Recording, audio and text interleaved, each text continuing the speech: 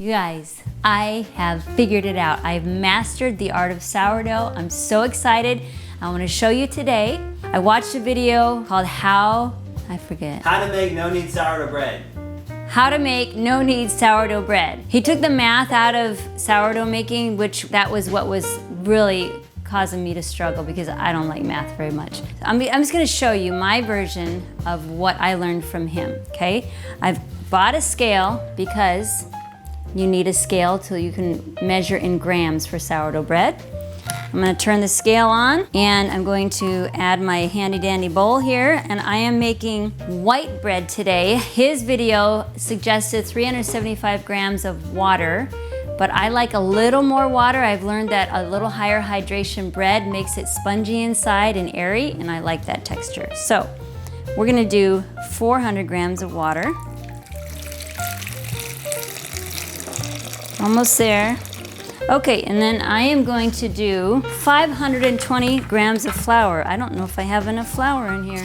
Some people will use bread flour. I choose to use regular white, wheat, rye, whatever. I'm using unbleached white for this loaf, and I add about 3 tablespoons of Vital wheat gluten. It gives it a little oomph, a little protein. 520 grams of flour.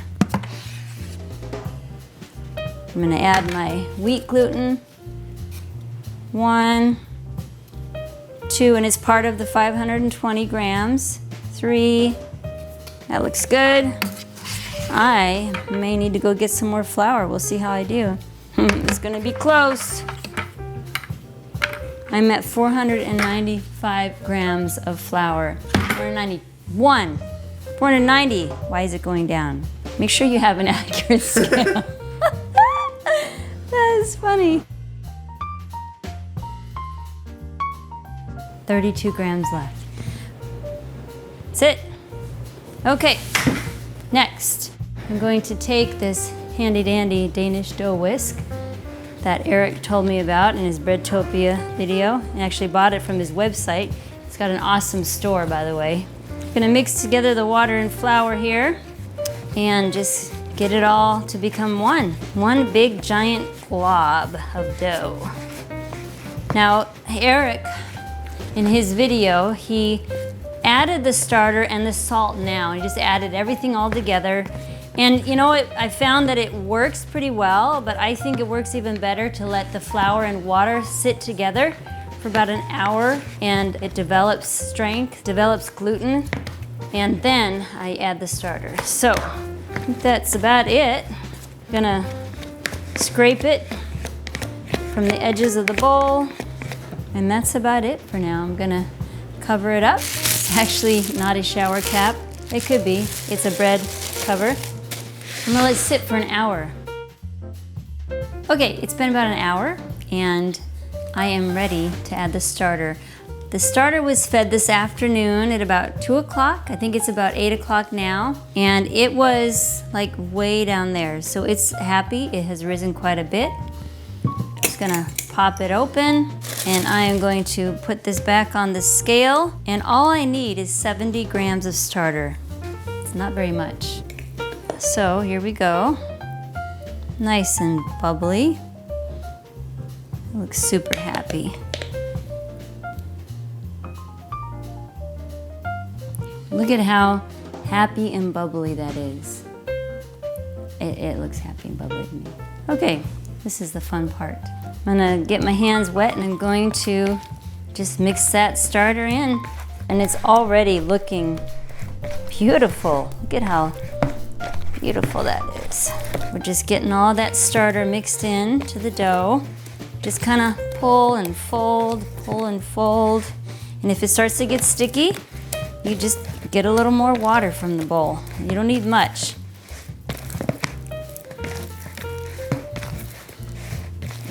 Feels good. And then I like to wet both hands, and I just kind of pick up the dough and I just kind of make it into a little bit of a ball and let it sit. And I will come back in half an hour to add the salt. It's been half an hour and it is time to add the salt. Don't put it in the dough bowl. I used to do that, and then I would have mistakes and I wouldn't know how much salt was in. Maybe the scale shut off, maybe it just, I don't know, had issues. So I put the salt in a small bowl first. I need 10 grams of salt. Here we go. And then I'm going to sprinkle it in. And I pinch it with my fingers. And right away, as I start pinching it, it gets less sticky. I imagine because the salt is absorbing liquid. And it feels really nice.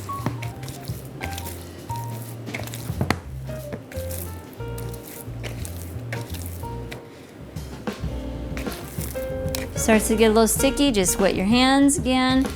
And then you can kind of start stretching and folding it over itself till you kind of don't feel the grains of salt anymore. And then that's about it. I'm gonna let it sit. That feels pretty good. I'm gonna kind of make it into a little bit of a ball again. And I'm gonna let it sit for about 15 minutes. And I'm gonna do that about 2 or 3 times. Every 15 minutes I'm gonna stretch and fold. I'll do that more detailed next time so you can see how I actually stretch and fold. I'm gonna stretch and fold now. And when you stretch and fold, you just pick up the dough and you pull it towards yourself, fold it over itself. Do a quarter turn, do it again. Quarter turn, fold it over. Quarter turn, fold it over. One more. It's getting nice and taut. And then when I'm done, I like to pick it up again and kind of make it into a nice round shape. And then I set it down. Come back in about 15 minutes. I think one more is going to be enough.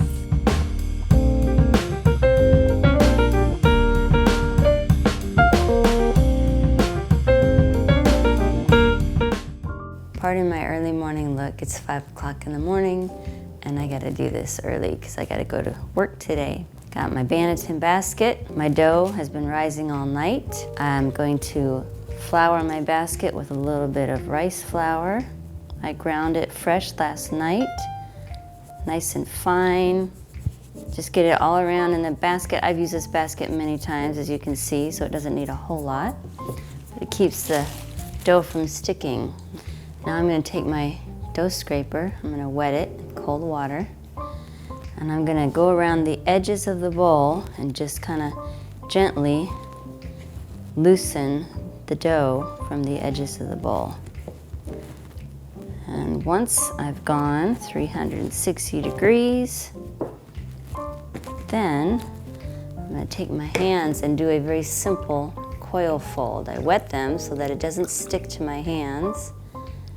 And I take it from the middle and I lift it up, pull it away from the bowl and let it fold under itself.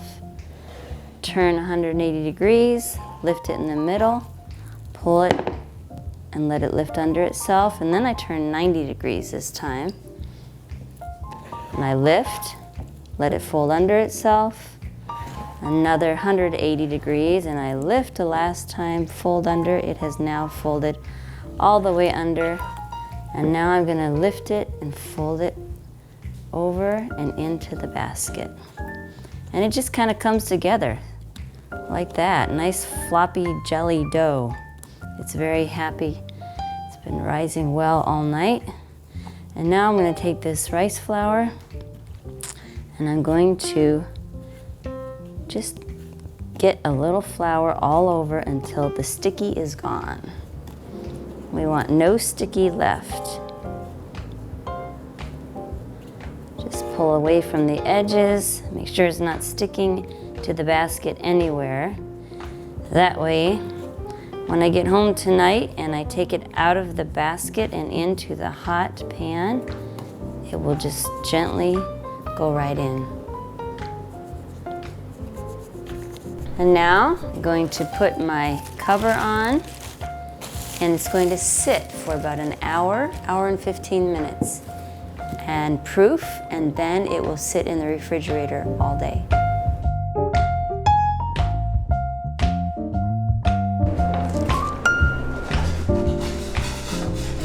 My dough is done proofing. It's been in the egg cooler all day, and it is time to bake. I preheated the oven to 480. I've got my nice hot clay baker pan that I bought from breadtopia.com. I love this pan. And I have some rice flour that I ground last night. I'm going to sprinkle the pan. Some people don't do anything in the pan, some people oil it. I like a little bit of rice flour because I'm guaranteed it's not going to stick. Now I take my hand and I carefully guide the dough into the hot pan. And now I'm going to score the bread. That means I'm going to make some cuts into it. It helps the bread to open up. It helps it to rise in the oven. Makes it look very happy. I could do it so many different ways. There are lots of videos out there on how to score, but when I'm in a hurry, which is most times, most days, I just do 3 diagonals across the top. That's it. And put the lid on. And put it in the oven, 480 degrees for 30 minutes, and then 10 minutes at 450 degrees with the lid off. Here we go. I'll see you in a half hour.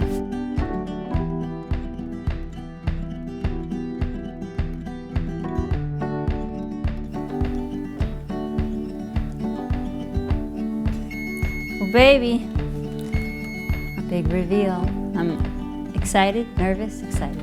I'm excited. Oh baby, nice and fat and happy, and nice and crusty on the outside, and we can't cut it yet. The rule is you gotta let it cool completely, which is at least an hour, but that's beautiful.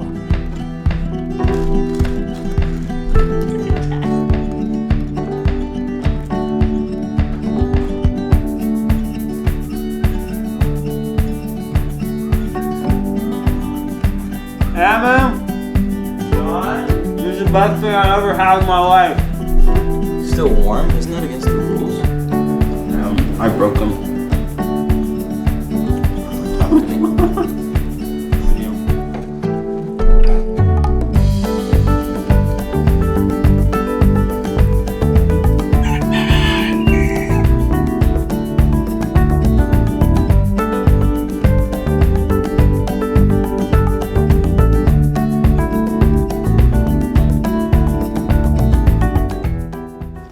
See, you gotta admire the many holes and crevasses.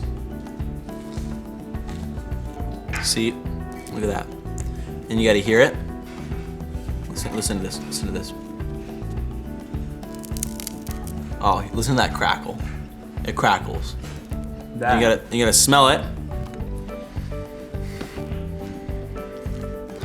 A little sour, but mostly it's just a warm embrace on your nose buds, and you gotta taste it. It's soft on the inside, chewy on the outside. Whoa, which is unreal, life-changing. Get yours on Friday. It's Friday.